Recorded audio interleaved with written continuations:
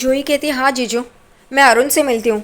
और बहुत कोशिश करने के बाद भी मैं अरुण को भुला नहीं पाई। यहाँ पे सचिन एकदम बौखला उठता है। यहाँ पे साइली की माँ जूही को मारने के लिए दौड़ती है, तभी सचिन उसे रोकता है और कहता है, मैं ही गलत था। मैं ये सोच रहा था कि तेरे लिए क्या सही है और क्या गलत है, लेकिन मैं ही गलत था, तुम लोग सब सही है। और वो गुस्से से वहाँ से जा रहा होता है। सचिन का हाथ पकड़ के उसे रोकने की कोशिश कर रहा होता है, लेकिन सचिन उसका हाथ झटकता है और वहाँ से गुस्से से आगे बढ़ता है। यहाँ पे साइली, जूही, सब लोग उसे रोकने की कोशिश कर रहे होते हैं, लेकिन सचिन नहीं रुकता। सचिन आगे बढ़ता है। उतने में वो लड़की मिलती है जिसको सचिन ने बचाया था हॉस्पिटल में, जिसने जहर खाया था। वो याद करता है और बोलता है, तू यहाँ पे? वो कहती, भाऊ अच्छा हो गया आप यहाँ पे मिले। मैं कब से आपको ढूंढने की कोशिश कर रही थी, आपने मेरी जान बचाई और आपकी वजह से ही इस मेरे प्यार से, इस लड़के से मेरी शादी हो गई। वो लोग समझ नहीं पा रहे थे, घर वाले, मेरे प्यार को। आपने जिस दिन जान बचाई उसके बाद वो लोग समझ गए। और यहाँ पे साइली जूही को देखती है और जूही साइली को। सचिन उसकी बातें सुन रहा होता है। वो कहती है, आपकी वजह से ही मुझे मेरा प्यार मिला, थैंक यू भाऊ, थैंक यू, आप तो भगवान की तरह है। सचिन बोलता है, नहीं नहीं, भगवान की तरह नहीं, मैं एक सामान्य इंसान हूँ। वो कहती है, ये भगवान को चढ़ाने के लिए मैंने प्रसाद लाया था, आप लीजिए, आप मेरे लिए भगवान ही है। सचिन हाथ जोड़ता है और कहता है, नहीं नहीं, मैं आम आदमी है, मुझे भगवान मत बना, तू ये भगवान को ही चढ़ाओ। और सचिन उससे बोलता है, तू खुश है ना, बस और कुछ नहीं चाहिए। फिर वो लड़का भी कहता है, आपकी वजह से हम दोनों की शादी हुई, थैंक यू भाऊ। वो कहता है, मेरी बहन को सुखी रखना। वो उसका आशीर्वाद ले रही होती है सचिन को। तो सचिन बोलता है, अरे हम लोग तो एक ही उम्र के हैं, आशीर्वाद क्या ले रही है? वो कहती है कि आप तो मेरे भाऊ की तरह है ना, तो भाऊ का आशीर्वाद तो लेना ही चाहिए। वो कहता है, तू सुखी रहे। और उस लड़के को कहता है कि इसका ख्याल रखा, ये मेरी बहन है। और वो लोग वहाँ से चले जाते हैं। सचिन ऐसे ही खड़ा होता है, तभी साइली कहती है, जूही। जूही आगे आती है और सचिन से कहती है, जीजू सॉरी, मुझे माफ़ कर दीजिए। यहाँ पे सचिन तो कुछ बोलता नहीं है, लेकिन जूही की आई उसे डांटती है कि तूने जावाई बापू के खिलाफ जाने की ज़रूरत कैसे की। और वो सचिन के सामने हाथ जोड़ती है और कहती है, मुझे माफ़ कर दीजिए जावाई बापू, मेरी ही गलती है। वो कहते हैं, नहीं नहीं काकी, ऐसे मत कर। फिर दिलीप को कहते हैं, जा आई को लेके अंदर जा। दिलीप आई को लेके अंदर जाता है। और यहाँ पे जूही और साइली सचिन के साथ खड़े होते हैं। जूही कुछ बोलने ही जा रही है, उतने में सचिन वहाँ से निकल जाता है और जूही और साइली उसे देखते रहते हैं। दूसरी तरफ चिट्टी को दिखाया, वो अपने आदमी को इंस्ट्रक्शंस दे रहा होता है, ये करो वो करो, और वो चला जाता है। फिर चिट्टी देखता है तो ये रोशनी वहाँ पे खड़ी है। वो कहता है, आ गई तू, चल ये ले 1 लाख रुपए और ला चेन ला। वो 1 लाख रुपए देख के रोशनी का चेहरा एकदम देखने जैसा होता है, उसे 1 लाख रुपए सामने दिखाई दे रहे हैं। वो कहता है, ला चेन ला, चिट्टी बोलता है। तभी यहाँ पे रोशनी कहती है, चेन नहीं है मेरे पास। यहाँ पे चिट्टी कहता है, तो क्या तू भंडारे में आई है फुकट का लेने के लिए पैसे? सुबह से चेन चेन चेन करके मेरा चेराम किया है, अब मैं बोल रहा है तो चेन है ही नहीं तेरे पास। वो कहती है रोशनी कि चिट्टी मैं बहुत बुरी फंसी हूँ, मुझे 1 लाख रुपए की सख्त ज़रूरत है। वो कहता है, हाँ तो मैं दे रहा है ना, चेन ला और पैसे ले। वो कहती मेरे पास चेन नहीं है। चिट्टी कहता है, देख रोशनी, तूने मुझे 1 लाख रुपए दिए, उसके बदले में मैंने तुझे चेन दी। अब मैं तुझे 1 लाख रुपए वापस दे रहा हूँ, तो उसके बदले में मुझे चेन तो चाहिए ना। यहाँ पे रोशनी भड़कती है और उसे धमकी देती है कि चिट्टी ये मत भूलो कि तुमने सचिन के गाड़ी के साथ क्या किया है, और उस जन्माष्टमी के दिन वो पानी में तेल तुमने मिलाया था, ये सब कुछ मैं बाहर लेके आऊँगी। मेरे पास ये तुम्हारे राज है। यहाँ पे ये क्या फोकट की बात कर रही है, उसमें इसका कोई भी हाथ नहीं है क्या? यहाँ पे चिट्टी बहुत गौर से शांति से सुन रहा होता है और फिर हंसने लगता है। यहाँ पे चिट्टी बोलता है, अच्छा तो ये मत भूल, वो सचिन का मोबाइल किसने ला के दिया था मुझे? तूने। और फिर सचिन की गाड़ी की चाबी किसने ला के दी? तूने। ये मत भूल तू, मैं फंसूंगा तो तू भी फंसेगी। अब मैं तुझे ये 1 लाख रुपए नहीं दूंगा। और वो अंदर रखता है और कहता है कि मैं सोच रहा था तेरी मदद करूं, लेकिन तू जिस तरीके से मुझे ब्लैकमेल कर रही है ना, अब तुझे एक फूटी कौड़ी नहीं मिलेगी, चल जा यहाँ से। और फिर वो चली जाती है। उसका एक पंटर चिट्टी का बोलता है, भाऊ ये आपको धमकी दे रही है, आपको ब्लैकमेल कर रही है बार बार। यहाँ पे चिट्टी बोलता है, कुछ नहीं करेगी वो, उसकी नर्व्स मेरे हाथ में है, यानी कि वो पिए, कुछ नहीं कर पाएगी वो। ये रोशनी तो बड़ी खुदगर्ज है, खुद को पैसे चाहिए लेकिन सामने वाले को धमकी देती है हमेशा।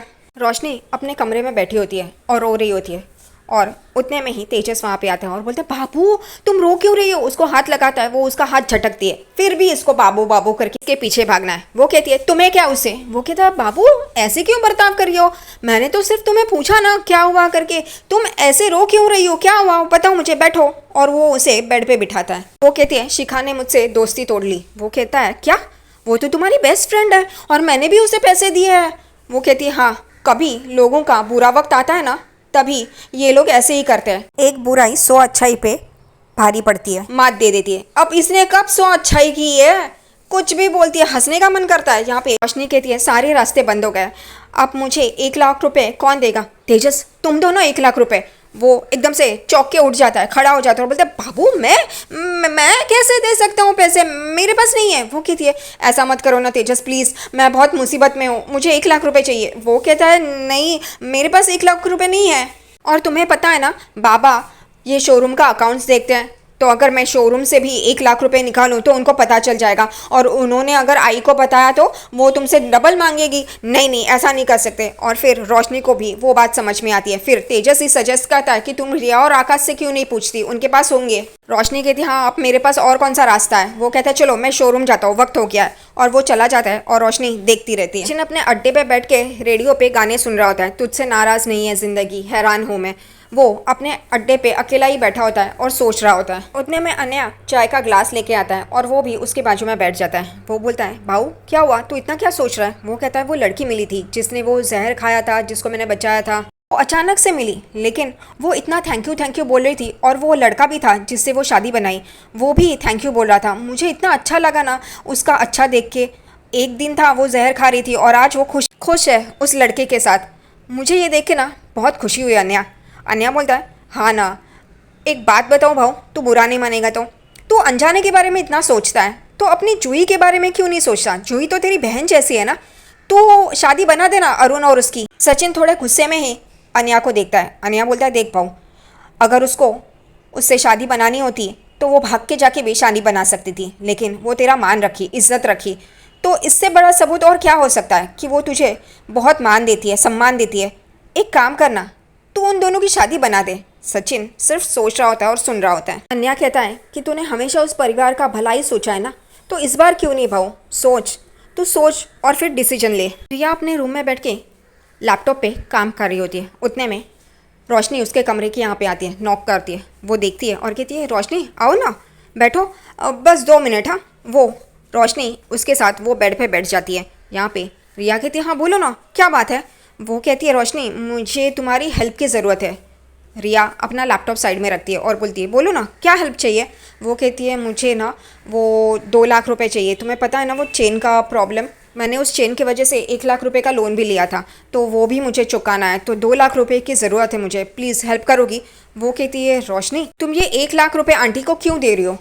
आंटी ने क्या किया है, तुम 1 लाख रुपए उनको क्यों दे रही हो? यहाँ पे रोशनी कहती है मुझे पता है ये गलत है, लेकिन मुझे इस घर में तेजस के साथ रहना है, और उसकी वजह से मैं काकू की नाराज़गी बर्दाश्त नहीं कर सकती। इस वजह से मुझे उन्हें 1 लाख रुपए देने ही है, वरना तुम जानती हो ना वो तेजस और मुझे अलग कर देंगी। यहाँ पे रिया कहती है यस आई नो, लेकिन रोशनी आई एम रियली सॉरी, कुछ टाइम पहले तुम मांगती तो मैं दे देती, लेकिन मेरे पास इतने पैसे नहीं है। मैंने ये आकाश के रेस्टोरेंट के लिए इन्वेस्ट किए और बाकी जो पैसे हैं वो मेरे पापा के हैं। तो वो कहती है अच्छा, और वो उठती है रोशनी। वो कहती है तुम मुझे पैसे नहीं दे सकती। वो कहती है रिया यस ऑफ कोर्स मेरे पास अभी है नहीं। यहाँ पे रोशनी कहती है मेरी जगह अगर साइली होती तो तुम्हें उसे फटाफट दे देती ना। यहाँ पे रिया कहती है व्हाट, क्या बात कर रही हो तुम, और तुम्हारी जगह पे साइली वैनी कभी नहीं हो सकती, क्योंकि वो ऐसे झूठ बोल के चोरी की चेन नहीं देती इम्प्रेस करने के लिए आंटी को। यहाँ पे रोशनी ये सारी बातें सुन रही होती है और फिर रिया आगे कहती है अगर साइली वैनी इस मैटर को हैंडल नहीं कर पाती तो फिर सचिन बीच में आ जाता और वो बात को संभाल लेता, और तुम्हें अगर कोई इंसान बचा सकता है तो वो तेजस है, तुम तेजस को क्यों नहीं बोलती? वो कहती है मैं यहाँ पे रिया तुम्हारा ओपिनियन सुनने नहीं आई हूँ, ये देखो इसके तेवर, पैसे मांगने आई है लेकिन अपने टर्म्स एंड कंडीशंस पे। वो कहती है ठीक है, और वो वहाँ से चली जाती है और रिया देख रही होती है उसे। परेश तैयार होकर बाहर जा रहा होता है। उतने में वो हॉल की तरफ देखता है तो रेणुका अपने पैर दबा रही होती है, उसे तकलीफ हो रही होती है और वो दर्द में होती है। उतने में ये परेश को तो मज़ा आता है, वो आता है और कहता है रेणु ये क्या, रात भर रोशनी से पैर दबाए फिर भी तेरा मसाज पूरा नहीं हुआ, जो तू अब खुद ही अपने आप को मसाज दे रही है? वो कहती है परेश, वो कहता है वो है ना, यानी कि पापा की तरफ उंगली करके दिखाता है, वो है ना वो सब देखता है, ये परेश भी एक हटेला है पागल। रेणुका भड़कती है और बोलती है परेश मैंने हमेशा तुमसे कहा है ये घर मेरा है और यहाँ पे जो मैं कहूँगी वो ही होना चाहिए, और जिसको जो सज़ा मिलनी चाहिए मैं उसे दूंगी। उतने में परेश देखता है कि साइली अंदर से किचन से आ रही है और वो बाहर की तरफ जा रही है। परेश कहता है साइली बड़ा, तू कहाँ डिलीवरी देने जा रही है? वो ओहो काका ओहो परेशान होती है। तभी परेश बोलता है कि तू परेशान है। और यहाँ पे साइली परेश को देख रही होती है, वो भी ऐसा चेहरा करके दिखाती है कि हाँ सामने वाला बोले कि ये परेशान है। यहाँ पे रेणुका भी गौर से देख रही होती है ये परेश और साइली क्या बात कर रहे हैं। साइली कहती है वो काका वो कहता है मैं तेरे चेहरे से पहचान सकता हूँ, तू जब से घर पे आई है तेरे माथे पे शिकन है। वो बैग रखती है और कहती है वो काका, वो कहता है मुझे पता है सचिन जूही की शादी के लिए मान नहीं रहा है ना। यहाँ पे रेणुका बोलती है अरे उसे भी हर बात में टांग अड़ाने की आदत है। वो तेरा पति देव अगर मान नहीं रहा है तो उसको बोल भाग के जाके शादी करे। और यहाँ पे साइली एकदम चौंक के रेणुका को देखने लगती है क्योंकि वैसा ही तो हुआ है। यहाँ पे परेश गुस्से से रेणुका को देखता है। रेणु आगे बोलती है इसके घर में कौन से प्रतिष्ठा वाले लोग रहते हैं जो भाग के जाके शादी करेगी तो दाग लग जाएगा। यहाँ पे परेश कहता है रेणु तुझे समझ में आ रहा है तू क्या बोल रही है? वो कहती है हाँ भाग के जाके शादी करेगी तो कुछ बिगड़ेगा नहीं।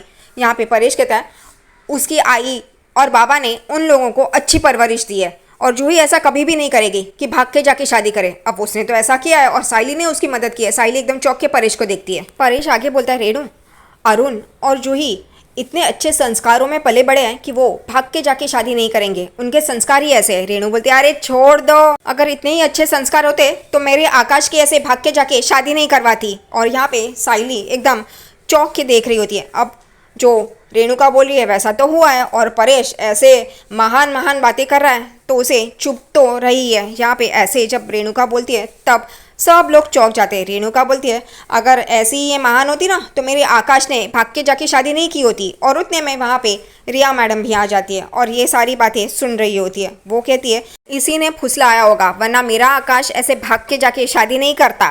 यहाँ पे रिया बोलती है सॉरी आंटी, लेकिन अगर फैमिली अपने फेक ईगो लेके बैठी रहती है तो बच्चों को ऐसा एक्सट्रीम स्टेप लेना ही पड़ता है। और रेणुका एकदम चौंक के देखने लगती है। उतने में परेश बोलता है रिया और रेणु पुरानी बातें निकालने से कोई मतलब नहीं है।